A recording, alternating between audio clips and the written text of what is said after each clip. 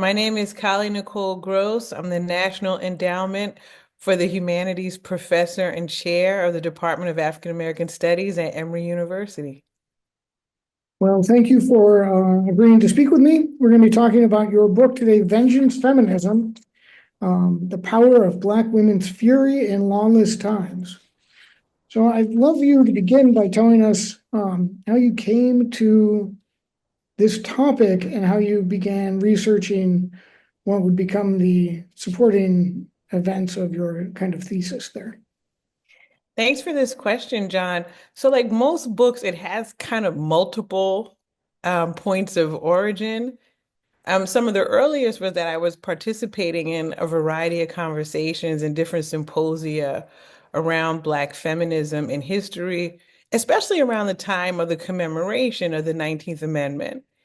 And one of the more interesting panels for me was one that was wanting to look at women on sort of the other side of that coin, right? So not women who were suffragists, but what would kind of a feminist politics look like for women or sort of everyone else?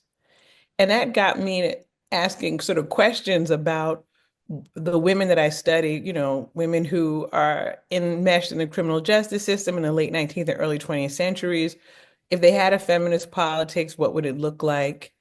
And this sort of started me on that journey at the same time that I was also involved in really the beginnings of looking at the experiences of Black women in capital punishment. And that history is so hard and unrelenting that I found myself really yearning for different kinds of stories and histories about Black women. And it occurred to me too, as I was doing that research, that in some ways, I don't want to say we're comfortable, but I think that perhaps comfortable is the word familiar. A lot of African American history, we were very familiar with these accounts and narratives of Black people's victimization, right? Whether it's through enslavement or thereafter, rape, abuse, all these kinds of things. And a lot of the experiences where they don't get any sort of justice, where it's just this unrelenting kind of tragedy. And I found myself really yearning. I needed something else. And so it was interesting to me to look at these women and to see them stand up for themselves, defending themselves, avenging their honor, however they defined it, and lashing back in ways that were not figurative.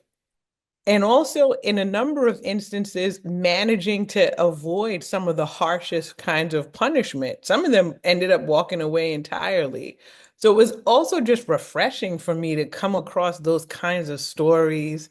And I personally needed it as I was doing that research. And more in this moment we're in, I'm finding that I'm needing to like cling to these accounts of how Black women cleaved out justice for themselves at a time when they existed as citizens, basically in name only. Yeah, and as we'll get into this a little bit more, but as I was reading the book, there's so much parallels to some of the stories we've picked up in the news lately, where someone who's been abused or domestic violence has been perpetrated against them, they kill their attacker and are then themselves sentenced to prison or some sort of punishment in that. So a lot of these stories, I think, unfortunately, have a timeless element to them, and some of the problems we'll discuss are still with us. Um, but I love the way you break out the book too, and we'll talk about that in a second. But I'd like you to begin by defining how you see first Black feminism, and then how you add this layer of Black women's fury onto it to come up with this idea of vengeance feminism, because I think that's such a evocative term and also really apt for what you're getting at. Thank you. And so you know, of course, that Black feminism isn't monolithic. So I'm going to go with kind of a broad, generally accepted definition, which is that most of Black feminism is deeply concerned with equality and equal access for Black women. It's also concerned with social justice. And more broadly, a lot of mainstream Black feminism is also very concerned or believes in this notion that justice, in order for Black women to have justice, we also need to be advocating for justice around, economic justice, reproductive justice, right? Allyship. So there's a way in which Black feminism is concerned about equality and justice for Black women, but it usually also connects that to the collective about having these issues for Black people, and then more broadly, kind of for all oppressed peoples. And so vengeance feminism is aligned with some of this in the sense that it is deeply concerned with Black women's autonomy, bodily sanctity, and the exercise of rights and I think social justice and reproductive justice, definitely. Where it diverges is that it prioritizes and immobilizes Black women's anger on behalf of themselves. So it isn't kind of about the collective. It isn't about combating structural inequalities, which is also what mainstream or kind of traditional Black feminism is also deeply concerned with. This is sort of a kind of feminist politics for sisters on the ground in a pinch when they are kind of confronting racism and misogynoir in spaces where they are unable to get or benefit from formal protection under the law. Yeah, and I'd like to dig a little bit deeper into vengeance feminism, because I think you rightfully kind of show throughout the book how Black women have to be, and Black people in general, are emblematic of their entire race. So they can never just act individually, they have to act for the entire group that they represent. And I thought too, when I was reading kind of your idea of vengeance feminism, it puts a lid on what is can sometimes just seem like an endless vessel. Like Black feminism has to incorporate everything. And vengeance feminist kind of says, hold on a minute, let's just focus on this one aspect of autonomy and anger and striking back, putting the finger in the eye is the way you say it. And I love that kind of image. So give us a little Right. bit That more. Yeah, it's not an eye for an eye, it's a finger for an eye. Right. That because Black women, socially don't occupy or not in the same positions to strike back precisely in kind, but they can lash back in a ways that will also inflict some measure of punishment. Hmm. yeah, and that crime element of it is part and parcel of this, but isn't the entire story. And there's a couple places in the book where you stop and you say, I understand that they're breaking the law, but we need to center these other aspects. And I'd love for you to talk about how you centered what was going on outside of breaking the law. Right. So I hope I'm understanding this question correctly. If I'm not, you can give me the nudge to get on to the point. But one of the things I look at are the ways that Black women avenge their own honor. Right. And I look at one of the cases where, there's this sister who's in love with this man. He comes over with his friends. They end up in a huge argument and he starts to like beat her head against the floor. She takes a really punishing kind of beating. His friends intervene and separate them. She tells him to get out and don't come back. He comes back, and another heated argument, he leaves for a bit, he comes back, another heated argument ensues. The friends break them up again, only this time she's armed herself. She had a gun the second time around. He's, still talking trash, heated words are exchanged. They're breaking them up. It seems like it's gonna get settled. They're not gonna have like another go round. And then he calls her a sort of a vile name, right? That's too egregious to be reprinted in the paper. But this basically it impugns her womanhood, right? He's offended her honor.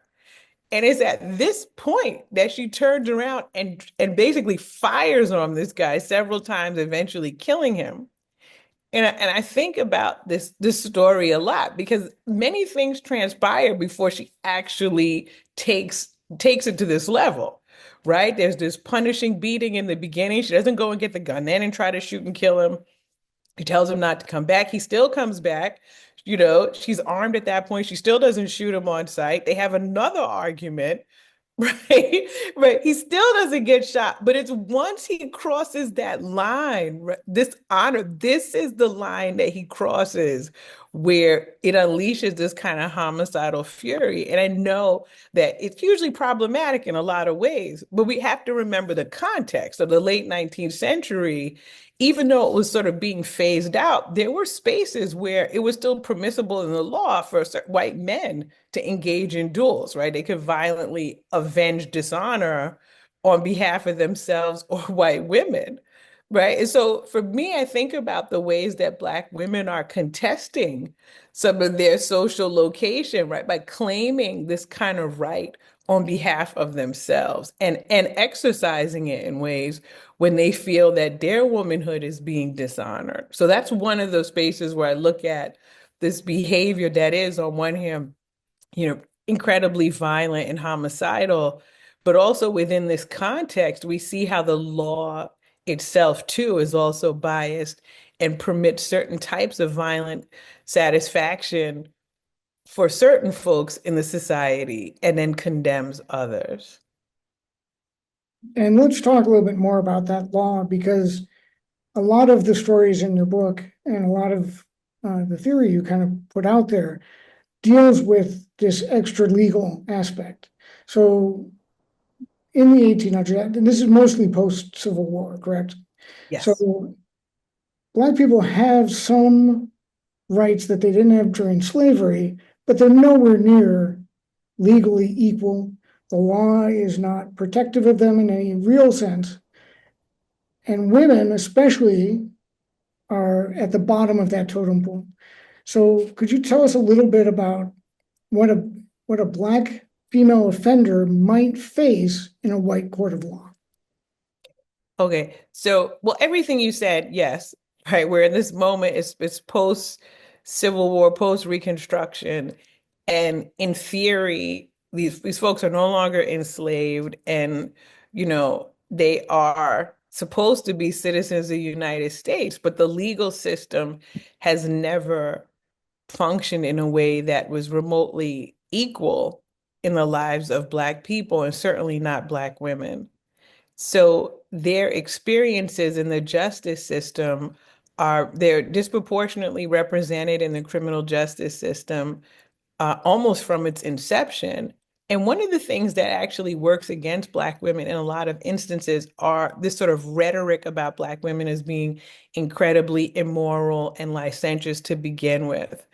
So we know that throughout enslavement, Black women were not in control of their own bodies and reproductive systems. They were incredibly vulnerable to all manner of violence and sexual assault.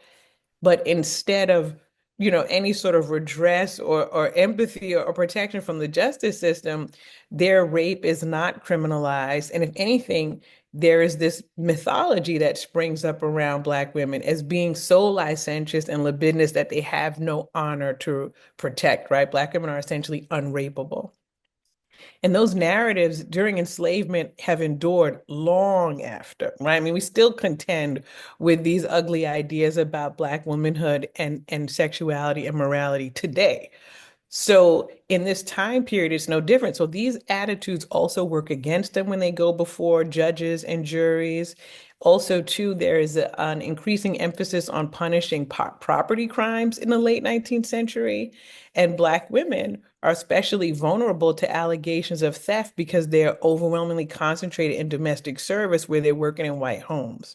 So anytime something goes missing, they're easy targets to be blamed, for theft. And once they're going before courts, the justices and the juries are more likely to take the word of white employers who are accusing them than they are impoverished Black women who are working as domestics in these households.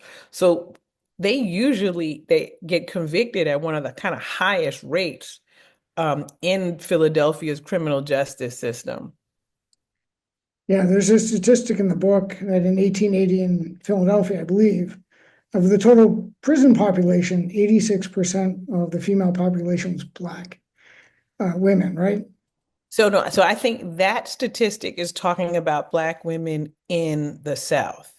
So of the Well, right, female population of Black, because their disproportionate representation of Black women in the prison system is a national phenomenon. And so one of the things I look at in the book are I give some statistics about their overrepresentation in the Northeast, in the Midwest, in the Southeast, and the South. So in that particular instance, Black women accounted for something like 86% of all female prisoners in the South, which is right, especially when you consider that they were accounted for roughly 30–40% of that population.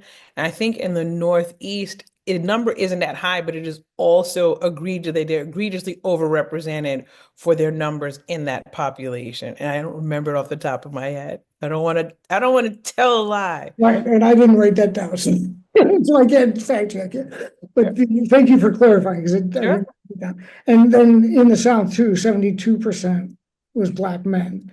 Right. And Black men account for 72% of all male prisoners. Hmm. And that those numbers have come down a little bit in the modern day, but we're edging close to that. It's still disproportionate. So definitely right. It's not the same, but it is still disproportionate for sure. So I want to get into the specific topics of each chapter you have. And the first one you've touched a little bit on, which is the sexual violence and domestic violence of this time period. And one of the things that I've come across in my reading is just the prevalence of domestic violence, wife beating, that kind of thing. And I'd love for you to talk to us about that, and then also return to this idea of the unrapeable Black body, because I think that that is fundamental to a lot of what we're talking about.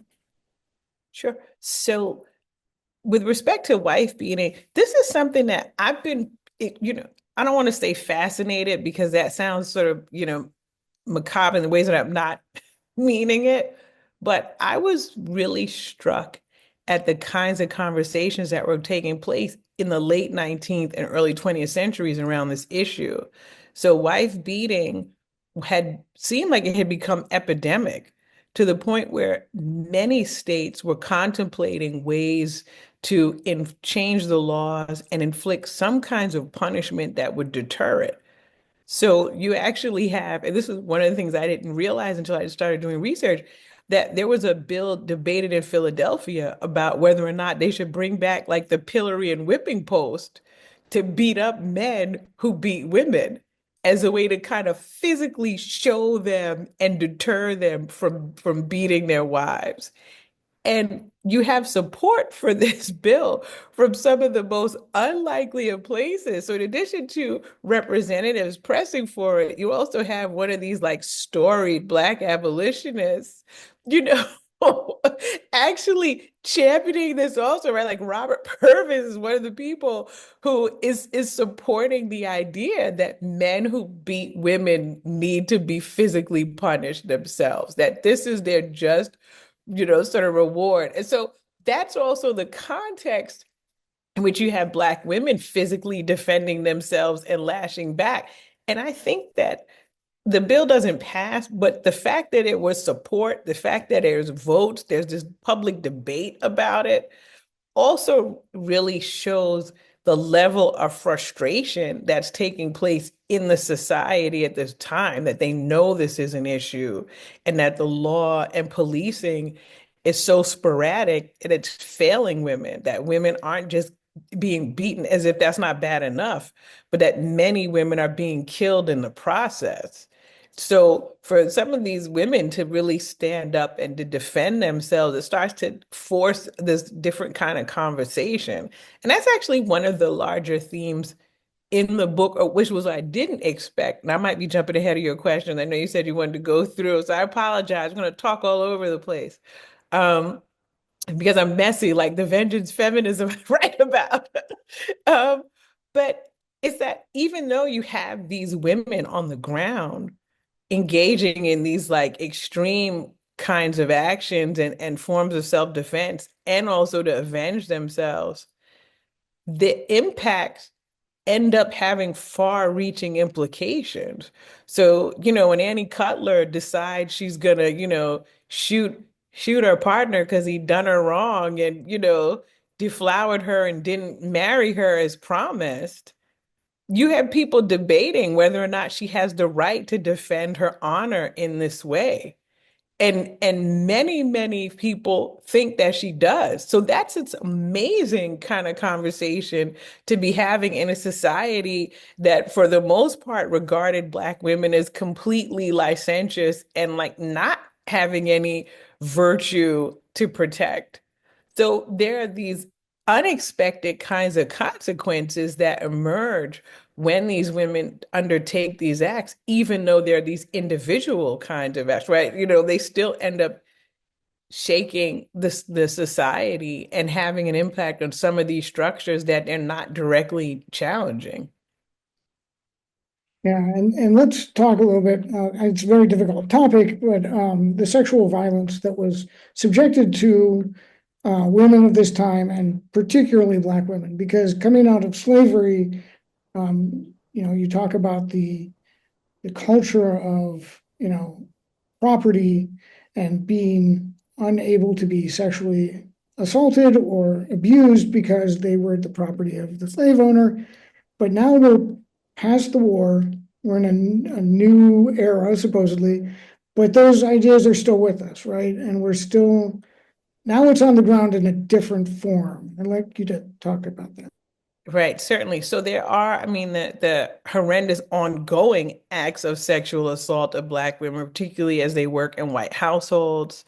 And again, they know that they're not going to get justice. The justice system is not going to protect Black women or really substantiate any claims of rape or sexual assault against white perpetrators.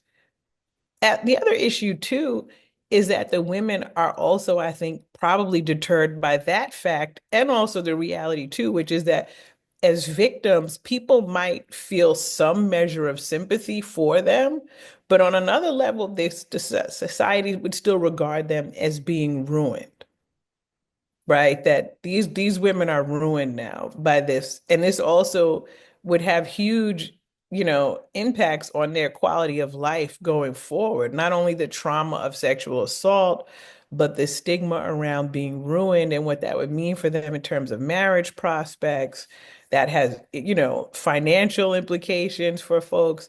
So these traumatic acts were horrific in their own right, but the legal system, the inability to obtain protection forced Black women to make really difficult choices about how to defend themselves and how to navigate their this their lives after these effects. So this is kind of the backdrop that we're up against, but also too the stigma, this idea of Black women as being unrapeable, not having virtue. It also just leaves them really vulnerable to daily kinds of insults and sexual harassment and other kinds of assault, just, en route going to and from workers' homes.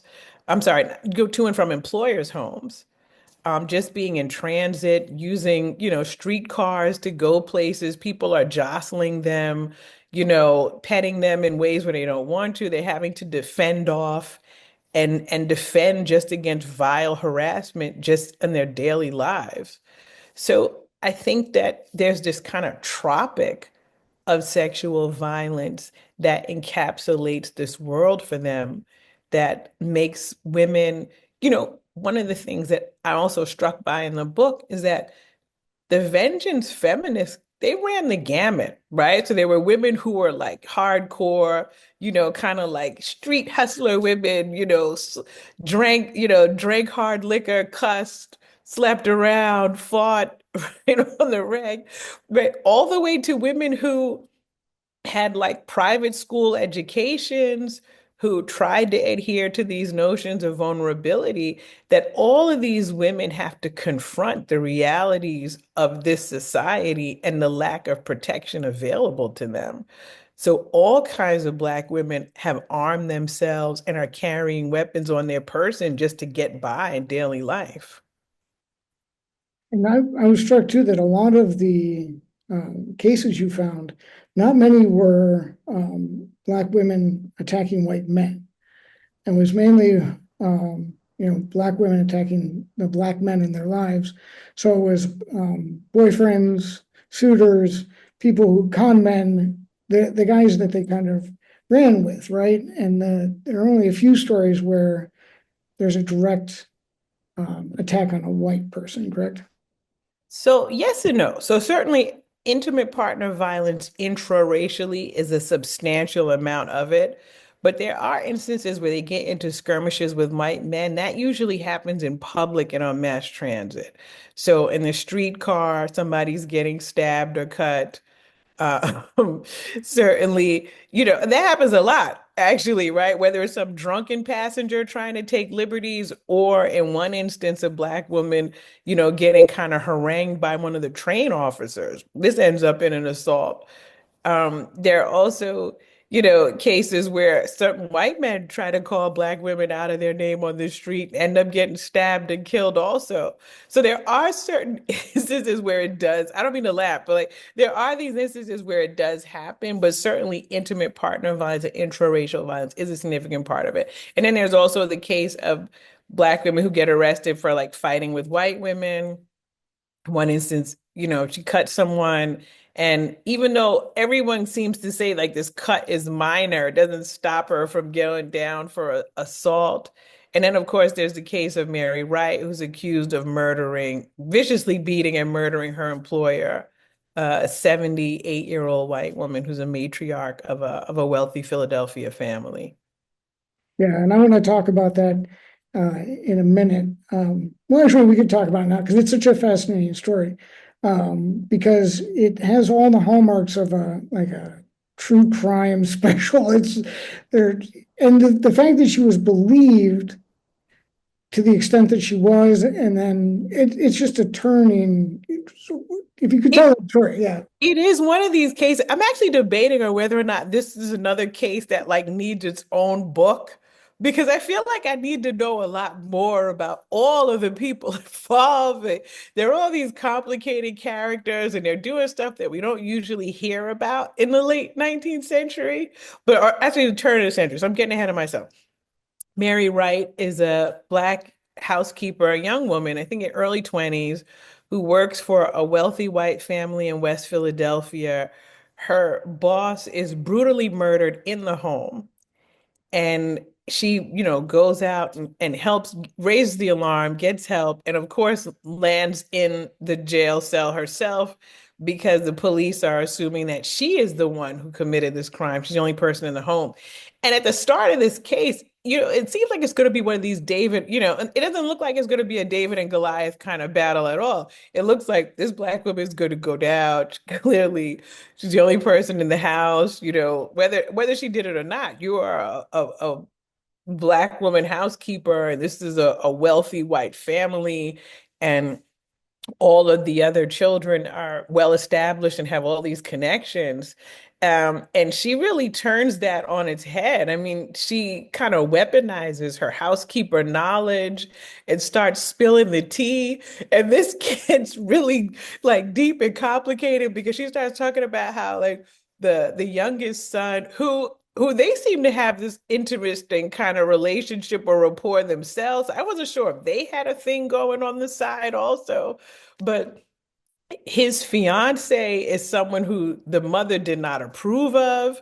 This was the source of tension and part of the reason they ended up coming home early from a family vacation. So she starts spilling the tea about that kind of stuff. The police take a closer look at him. He's kind of a mess. It turns out that he's got some kind of substance abuse issue. He's hugely unreliable in custody. I mean, it becomes this huge scandal to where all of a sudden, where you think the justice system's poised to like throw the book at this impoverished black woman, now they're actually contemplating whether or not like one of her children actually committed this heinous crime. And so as it winds itself through the justice system, you get a real look at the variety of tactics that Black women use to mobilize. And it's why I really like the case also, because when I think about vengeance feminism, a huge part of it is about these Black women physically lashing back and avenging themselves, right? In spaces where their backs are really kind of up against the wall. But they also do mobilize their intellect because a lot of times they end up having to navigate the justice system after. And her case is a really great example of that because she kind of, her freedom is really like balancing on a knife's edge. She knows sort of when to talk, how to convey certain messages, right? She can't, she has to do it in a way where she's still somehow respectful of whiteness, even and but she also has to be credible. So she balances it brilliantly. And then also too, even that, she dodges all these tricks in custody, right? Where they have like, gentlemen that she knows come in and try to get her to talk on record. I mean, it's just this wild, wild case. But it gives a real insight into how corrupt justice was and how perilous a position she was in. But she manages to also mobilize the collective, which is another one of these like core strengths of Black women activists and in general. Her congregation rallies to her defense, they fundraise, they get her an attorney. So then she's like really in this, right? She's got like an actual shot. So it's just one of these cases that I remain fascinated by. It's funny, like, my research is at once kind of concerned with Black women's experiences in the justice system, but also I also am just enamored with stories about Black women and their experiences in general, and particularly everyday working class Black women. And so the court cases are really great because it gives me this window into their lives in ways that I wouldn't otherwise have any sort of vantage. And this case is one of these where it was so extensive and it netted all these different kinds of elements in society. It's like this working class Black woman. There's this network of her with these other Black servants in the neighborhood. There's her church and the congregation. Then there's sort of the wealthy and elite whites who are involved, their connections with the press, but also, the society itself in terms of these taboos around sex, drugs, alcohol, everything. It just really gets at the heart of so much of this messiness and seeing how Black women use anything and everything to survive it. It's a really great case. Yeah, and the way the newspapers reported it also changed over time, as you were saying. So yeah, it's a Right. I mean, the so much. police end up getting into it with each other about this case. I mean, it's another one of these instances where, Black women on one hand are are have to really contend with these huge forces of power and these systems and structures in place, but they find ways to leverage that and turn the tables in so many instances to where they just open up these whole other kinds of discussions. So it's one of these cases that I think it probably does deserve its own monograph. I might have to do that because I still want to know so much more about all of the folks involved. Yeah, like who threw that first brick? That's Right. That's right. I didn't even talk about the initial intruder that morning and the brick. That was this whole other, and at first I thought like, surely this is a lie, but then the son corroborated it, right? And he was the one who talked them out of reporting it. So he was suspect on many levels, many levels. But then his testimony, the way that he comports, I mean, he aids her case a lot, which is what made me really wonder whether or not they had some type of arrangement, from start to finish. It's a confusing one of these cases where each time like I go back and look at it, because I'm a geek like this, like I like to read transcripts and wrestle with different things. You know, I one day I think I know what happened. The next day, like I don't know who did it. I don't know what happened.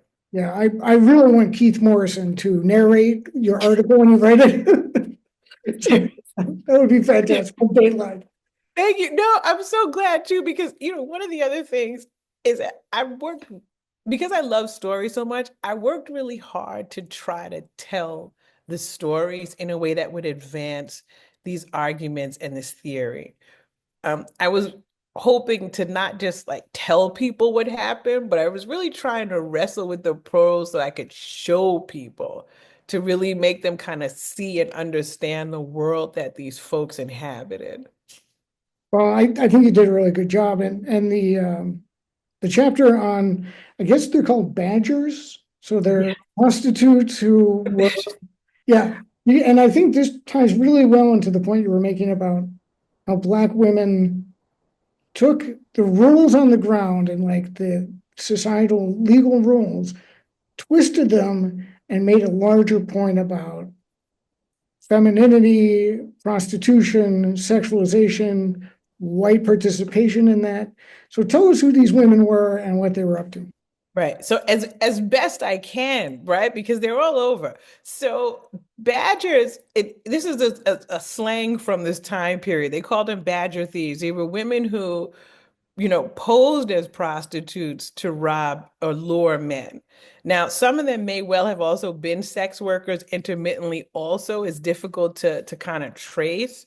But one of the things that I've always been kind of fascinated by about the Black women badgers is that you know, they ended up being able to like rob and victimize white men almost with impunity because at least in theory, the justice system really frowned on any kind of interracial sex. It was hugely taboo.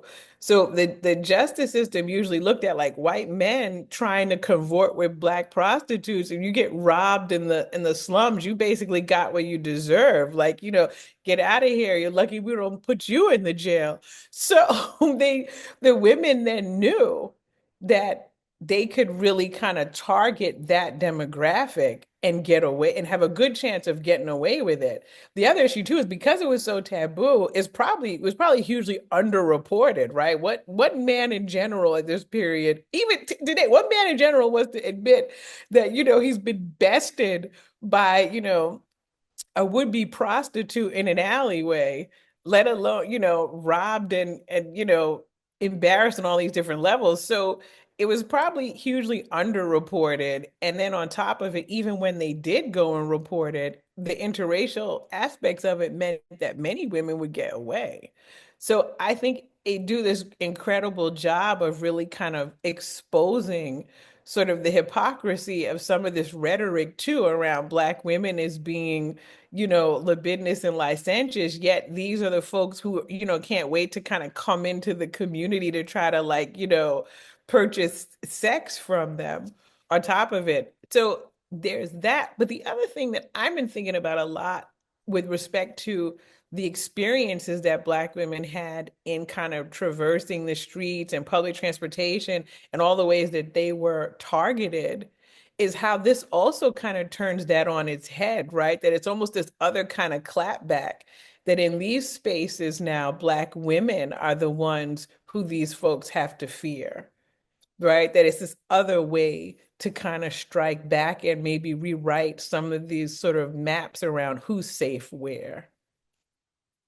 Right. It's kind of that the conversation that happened a couple of years around street harassment, catcalling, where like, what do you expect to happen? Do you want someone to stop and say, "Oh, you're the best looking guy I ever saw"? And in this case, it's like, "Oh yeah, you want to come on with me to this back alley and now give me Right. all the money." Oh, you think I'm for sale and you're gonna pay? Great, great. Come on with me right in here. I'll be happy to sell you whatever you want. Then you get beat up and robbed for your trouble, kicked out. Exactly. Oh yeah, I like how that turns the narrative on its head because as you said, it exposes and also punishes.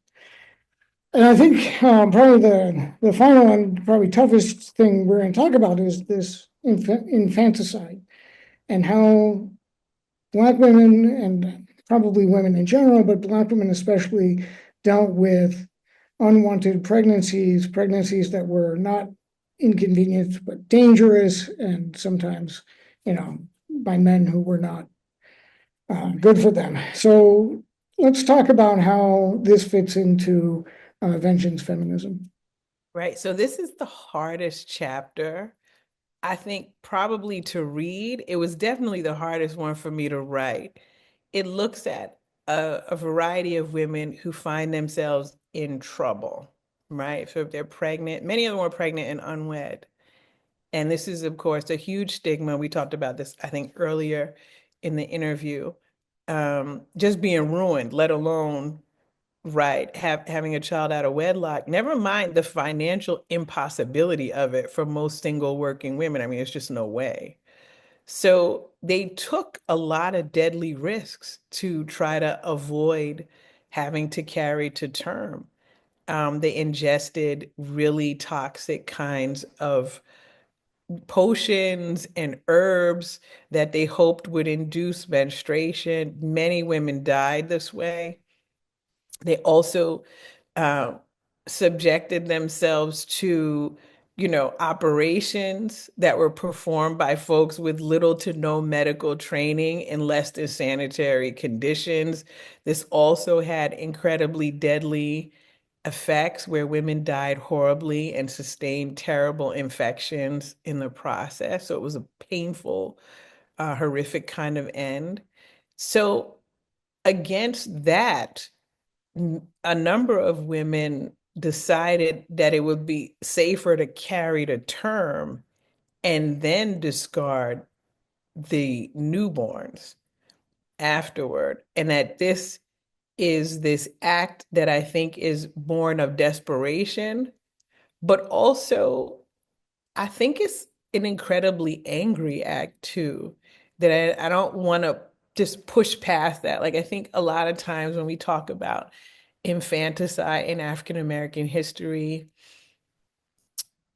it is in ways that move past that anger and trauma. So a lot of times when people talk about infanticide during enslavement, it's it's usually always couched in a way that like the women wanted to spare children from the horrors of enslavement.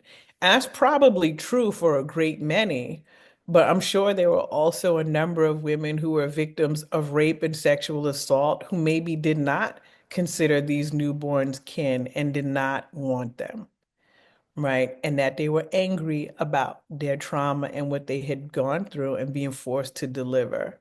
So I think when I look at the actions of these women in the late 19th century, I don't want to push past the possibility of that as well, particularly given the double standard. I mean, some of the circumstances are horrendous. I mean, there's one case, and I talk about this a lot, Henrietta Thompson, who is incredibly poor, like beyond poor.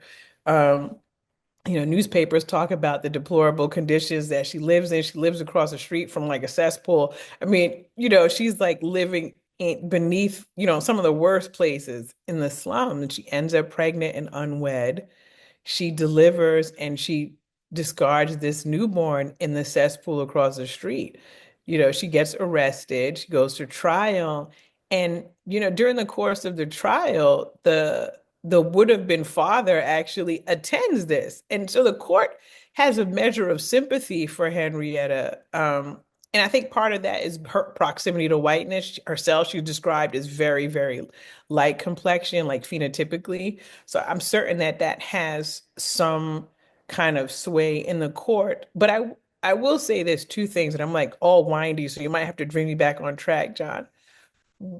She ends up basically being found not guilty. And that was not hugely uncommon for these cases. In part, I think the juries and the judges seem to look for any reason to kind of let these women go, which I was not expecting. I mean, and there are a great many who are convicted and go to jail. But, if these women say that the infant was stillborn or anything like that, even if there are doctors that come in and say we have evidence that this child breathed, they will take it and let them go. And I think that is indicative of a couple of things. One, they actually knew and understood how how perilous it would be for these young women to be pregnant and unwed, what it would really mean for them in terms of their lives and life chances. And also it shows how the justice system was really out of step with a lot of constituents in the society, which to me has all this resonance with today's kind of responses around certain aspects of birth control and also abortion care, right? So you have this instance where even Black women who normally don't benefit from any kind of chivalry from the justice system actually have their womanhood acknowledged through these kinds of acts. But so while Henrietta goes through this process, right, of carrying to term, delivering alone in her house, discarding this fetus in the cesspool, then getting arrested and being held in the county for a number of months. And the county itself is horrific, rat infested, disgusting. Many prisoners also sexually violated there. While she goes through all of this, the would-be father comes to court and the judge basically gives him a lecture. Like, I hope you marry this woman and like basically kind of like rescue her honor. And the guy says he absolutely will and all this stuff. And I thought like, wow, look at the difference in these experiences, right? She went through all this stuff, her this whole thing is exposed in the media as well, right? And he gets like this lecture to marry her. Right? That's it. And think about like that the nature of that double standard. I'm infuriated just reading about it.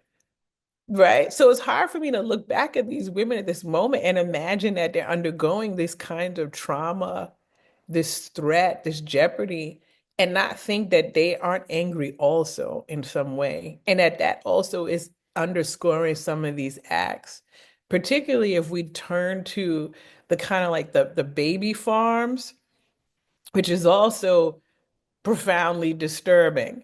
And so, and also very understudied. So the baby farms at best were kind of like infant care centers for working mothers slash potentially like adoption hubs for infants that women delivered and didn't want. At the kind of far horrible end, they almost seem like these places where women dropped off infants that they didn't want and paid folks to kind of like hasten their demise so that the infants would die naturally and not in their care. So, and I look at one of the cases of a woman who is arrested and accused for running such a farm where three of the six infants who were in her care died. And one of the things that's really deep about that case is that one of the moms comes forward and defends her. And I think that gets to how difficult and hard a time this was for women in these circumstances. That that this woman who helped, hasten the death of this newborn is someone who she would defend and stand up for in court. So it was stunning to see. And her sentence is incredibly mild, all things considered. I mean, I think she literally serves like 8 months for involuntary manslaughter. It's shocking when I think about some of the other sentences that get handed down for folks, you convicted of stealing a coat or something, I mean, it's, you do it like at least a year, the county. This woman is on trial for causing the death of three infants, gets 8 months. Well, and with those baby farms, one of the first things I thought about were all the recent discoveries at the residential schools in Canada with the native population there and the Catholic orphanages and things like this, where they had these mass graveyards behind or on the property where they were doing the same thing, probably. I mean, it's an amazing. And what do you attribute that leniency too? I mean, I know you said it's probably a recognition of how hard it is, but maybe that's giving people too much credit, you You know? may be right. I'll tell you, that's one I'm still puzzling out. As I said, this was probably the hardest. It was the hardest chapter to write, without question. I actually cried writing and recounting some of the cases. They're that harrowing. Um, but I do think that on some level, people understood how little choice some of these young women had. I mean, particularly if you think about it, you are a young person, you migrated to the city, you're working in a household as a domestic, you get raped, right? And now you're pregnant and forced to carry to term. What are you really going to do? I mean, one of the things that Henrietta talks about was the fact that she couldn't afford to pay its board. Right. And like one of the articles that I start off with in the beginning, not articles, one of the cases I start the book with is a woman who did have a baby out of wedlock, who gets into a huge fight with the baby's father because he doesn't want to give her money to help pay for the child's nurse. So, I mean, this is a time period where people were incredibly poor. I mean, you have whole families working together to pool resources basically to survive. So if you're a single working mother with an infant, I mean, there's no way. So that's where I've landed, but I definitely think it's one of these topics that I'm looking for more folks to do research on it because I would love to know more. And I wonder too, because I wonder if it's a holdover from white culpability from slavery, and some of it is protecting the perpetrators of some of these sexual assaults. That if we can't have you kind of know where I'm going with that. So that like if there's a prominent white person, or even just any white man who has fathered a child, and that child doesn't happen to survive, well, that's probably good for Oh, good. interesting. Actually, so it's sort of, potentially, but I mean, from what we know, most of those, I mean, the offspring, it swelled their wealth. So I don't know that there would have been a huge incentive in quite the same way. Um, Yeah, I mean, it's just one of those thoughts I had in the conversation here. So you do end the book with kind of a recap of what vengeance feminism is and how it could be applied to um, studies going forward, and also understanding some of the protests that have happened through history and are happening today. So if you could wrap us up with that, that'd be great. sure. So I end the book, I think when we started at the start of our conversation, you noticed that there were certain parallels to things that were going on today.